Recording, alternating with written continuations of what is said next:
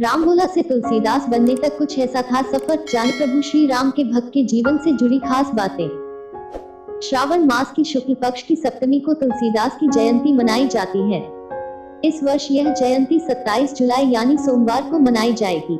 यह तो भी जानते हैं कि तुलसीदास जी प्रभु श्री राम के भक्त थे। गोस्वामी तुलसीदास ने सगुण भक्ति की राम भक्ति धारा को ऐसा प्रवाहित किया कि वह धारा आज भी प्रवाहित हो रही है। गोस्वामी तुलसीदास ने राम भक्ति के द्वारा न केवल अपना ही जीवन कृतार्थ किया बल्कि सभी को श्री राम के आदर्शों से बांधने का प्रयास भी किया। उन्होंने श्री राम की कथा रामचरितमानस के रूप में लिखी थी।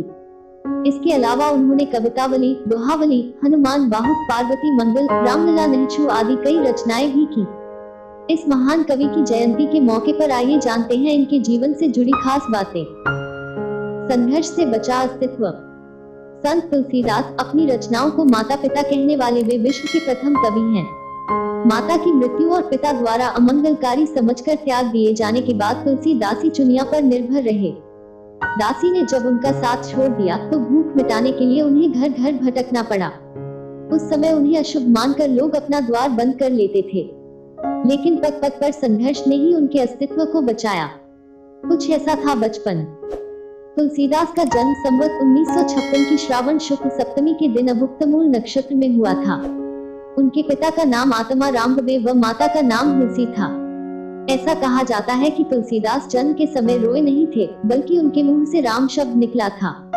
लेकिन उनके माता पिता इस बात से परेशान थे कि उनके पुत्र के मुख में बचपन से ही 32 दांत थे। इसको लेकर माता हुलसी को अनिष्ट की शंका भी हुई, जिससे वे उन्हें दासी के साथ ससुराल भेज आईं।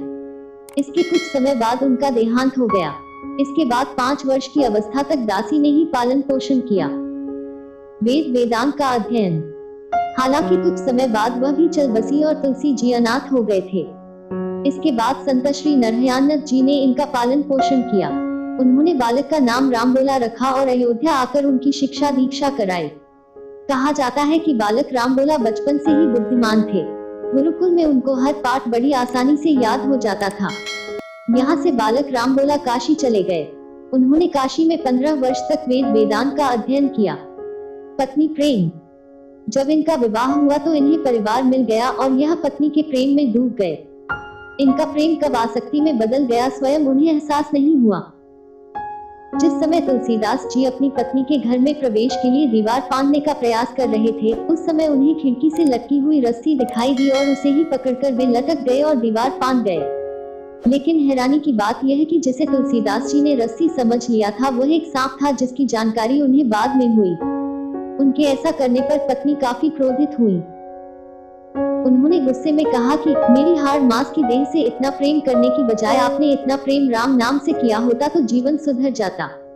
इस पर तुलसीदास का अंतर्मन जाग उठा और वे उसी समय पत्नी के कक्ष से निकल गए और राम नाम की खोज में चल पड़े और रामभोला बन गए तुलसीदास।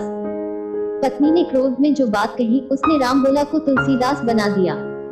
बताते हैं कि संवत 1628 में शिव जी उनके स्वप्न में आए और उन्हें आदेश दिया कि तुम अपनी भाषा में काव्य रचना करो।